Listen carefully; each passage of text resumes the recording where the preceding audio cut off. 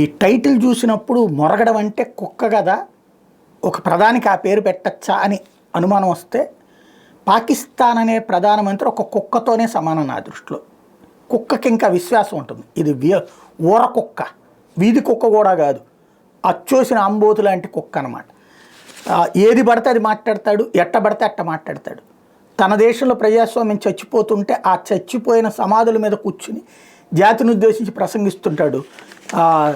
ఏమాత్రం దిక్కు దివాణం లేని ఒక ఠికాణా లేని ప్రధానమంత్రి గారు వచ్చి భారతదేశం గురించి మాట్లాడితే నేను అట్లాగే పెడతా టైటిల్. పాకిస్తాన్ ప్రధానమంత్రి షహబాజ్ షరీఫ్ భీకర ప్రతిజ్ఞ చేశారు. ఆర్థిక వ్యవస్థ పురోభివృద్ధి, దేశాభివృద్ధి, ప్రజా సంక్షేమంలో పొరుగు దేశం భారత్ను ఓడిస్తాడట, లేకపోతే తన పేరు షహబాజ్ షరీఫే కాదని తేల్చి చెప్పారు. ఆయన తాజాగా పంజాబ్ ప్రావిన్స్లోని డేరా కాజీఖాన్ సందర్శించారు. ఈ సందర్భంగా బహిరంగ సభలో ప్రజలను ఉద్దేశించి ప్రసంగించారు. పిడికిలు గాల్లో విసురుతూ పోడియం బల్లజరుస్తూ ఆవేశంగా మాట్లాడారు. సామాన్య ప్రజల సంక్షేమం కోసం తమ ప్రభుత్వం అవిశ్రాంతంగా కృషి చేస్తోందన్నారు.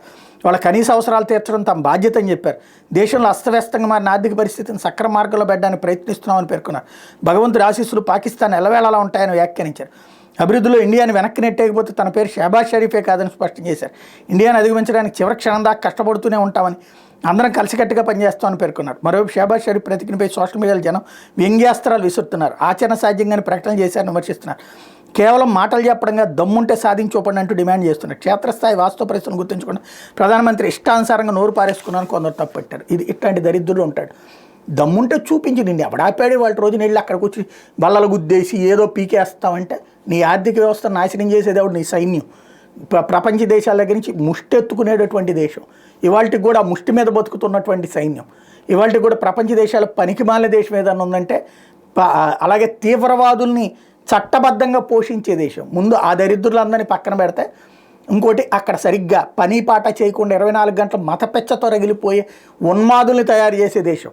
ఆ దరిద్రులందరినీ మార్చగలుగుతాడు వీడే ఓ పెద్ద ఉగ్రవాది.